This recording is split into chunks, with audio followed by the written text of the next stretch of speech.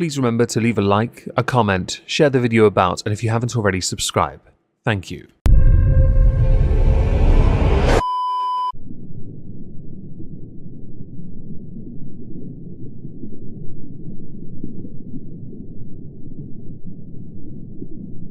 Well, isn't this just fantastic?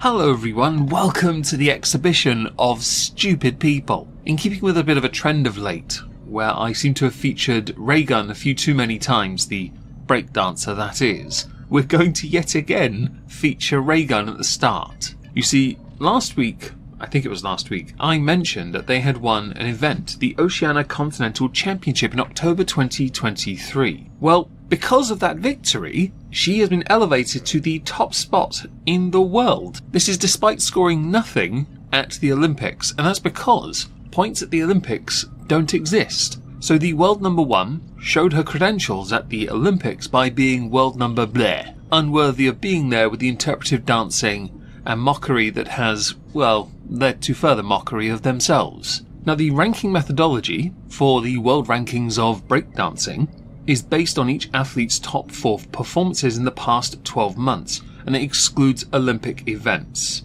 That includes the Olympics itself and Olympic Qualifier Series events, which were held in Shanghai and Budapest. No ranking events were held between December 2023 and the Olympics, because it allowed for athletes to focus on their qualification. The unusual circumstances resulted in the 1,000 points being earned by Raygun in October 2023, pushing her directly to world number 1. You can add another detail to this though. A Japanese breakdancer called Riko followed Raygun in the world rankings, earned the same number of points by winning the Breaking for Gold World Series in Hong Kong in December of 2023. But because of the rules stating that Raygun got the points first, Raygun goes to number 1. It added, the governing body that is, that rankings will change once more events occur, starting with the Breaking for Gold World Series in Shanghai in October, so a year later, but earlier-ish.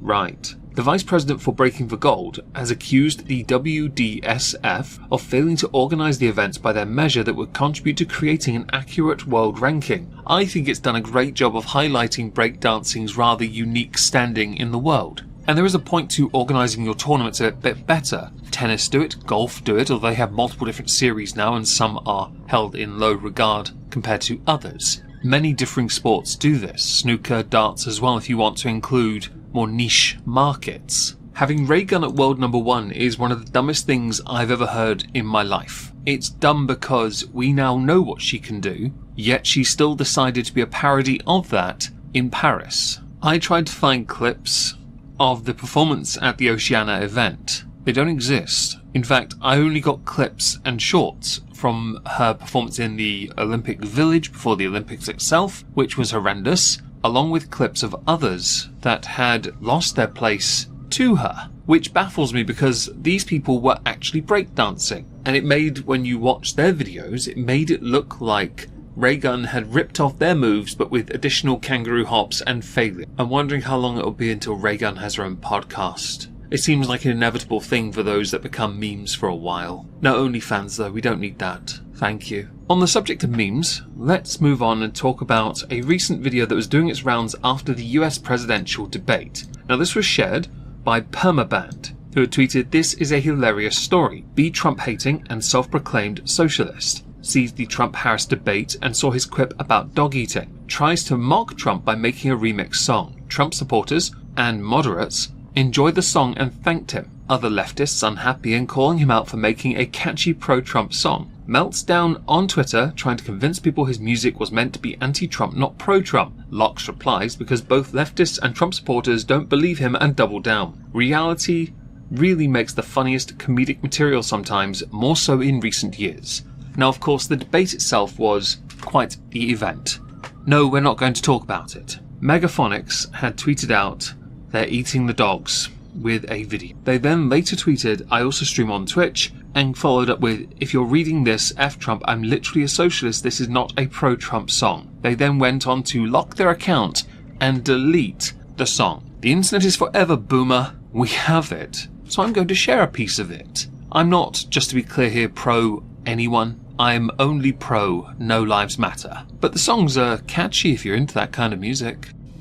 In Springfield, they're eating the dogs, the people that came in. They're eating the cats.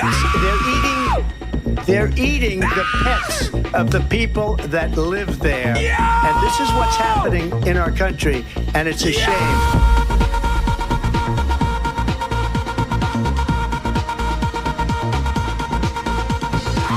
I'm going to insert here an honourable mention. The honourable mention goes to the UK government. Upon entering office, the UK government, Labour that is, introduced a new programme, a early release scheme, because they believed they inherited prisons in crisis and on the brink of collapse because they're too full. They were seeking to reduce many sentences down to 40% and then allowing you to be free, because that totally solves the problem and rehabilitates them. A 31-year-old man called Amari Ward from London, upon being released from prison the exact same day, went on to assault a woman in Sittingbourne. The government can make all the excuses it likes, but they released early 1,700 prisoners. That extra 10% they should serve as mandatory should be a mandatory. I don't care how full the prisons are. I think a lot of these prisoners you're having issues with you think should still be treated like human beings. Those done for assault? Yeah, nah. No, I'd like you to get the Madagascar prison treatment. 50 to a room. Good luck. Okay, so recently Jane's Addiction were touring. I know very little about them beyond Dave Navarro being a thing. When I've heard their music in the past, I've always thought, who's the more pretentious?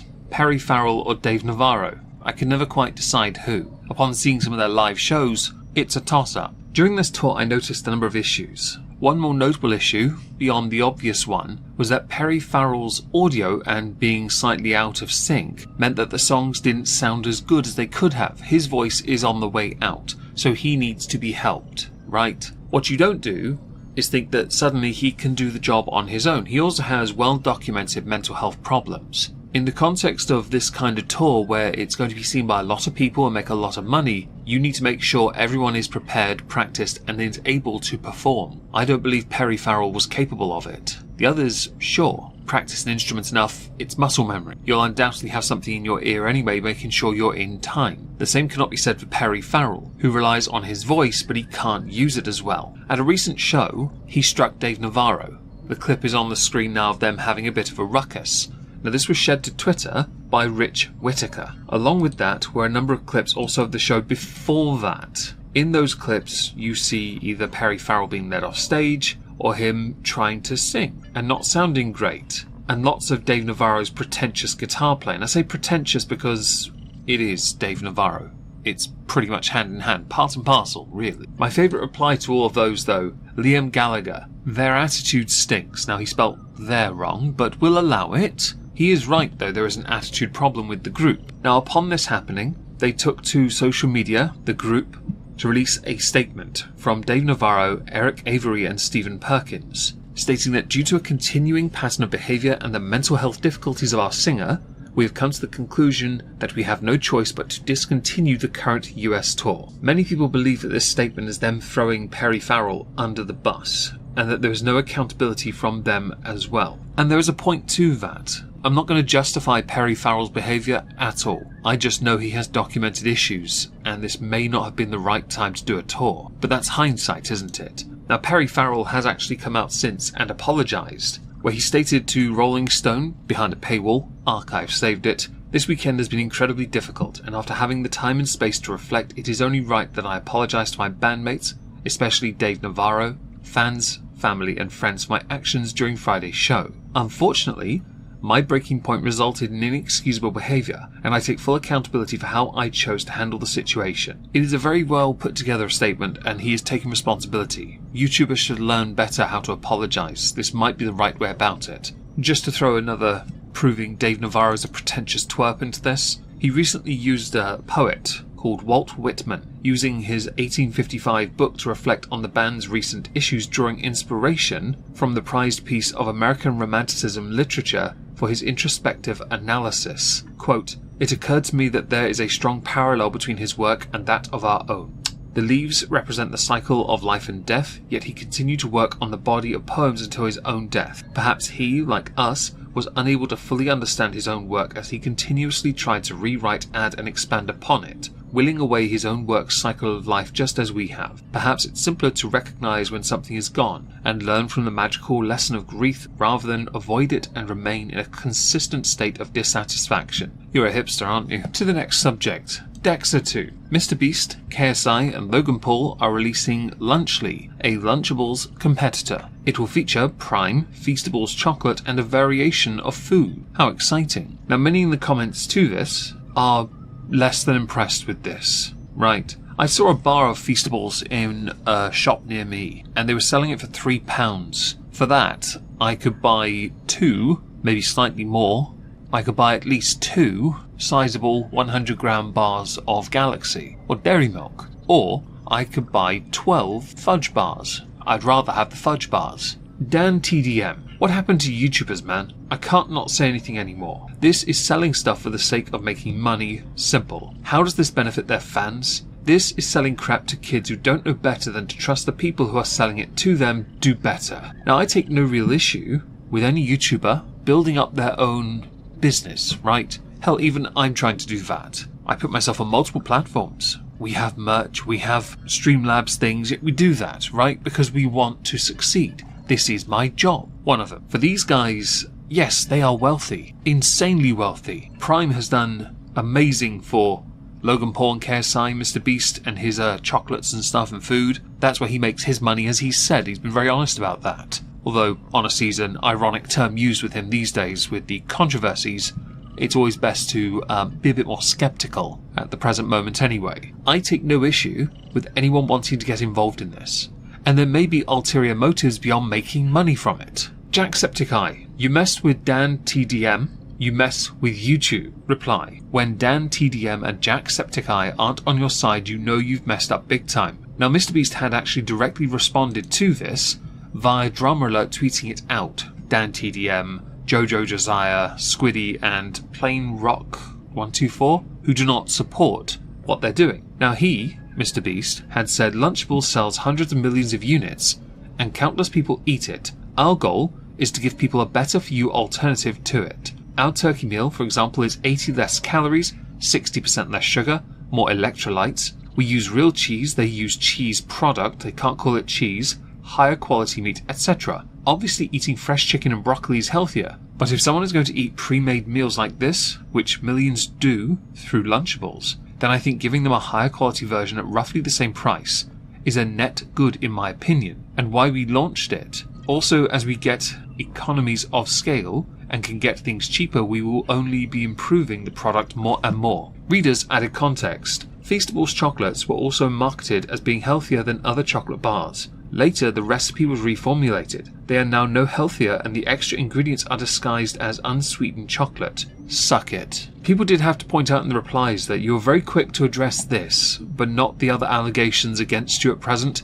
I guess the others are a bit more legal, that. So it's a tricky one. Logan Paul had retweeted Dan TDM by saying, I'll tell you what happened to YouTubers. We spent our lives creating content and building our brands. Now we want to build businesses. You don't say anything when Lunchables faces bans for allegedly containing lead. But when we create a better version you're upset, then don't eat it. Replies turned off. Willie Mack had said there is nothing wrong with producing a product people like and making money off it. I don't get these people. To be honest, I actually agree with Willie Mack here. I take no real issue with these guys doing what they do. You can be a content creator, you can be a philanthropist. Who cares if you do one or you can't just be one. Or you don't have to just be one, right?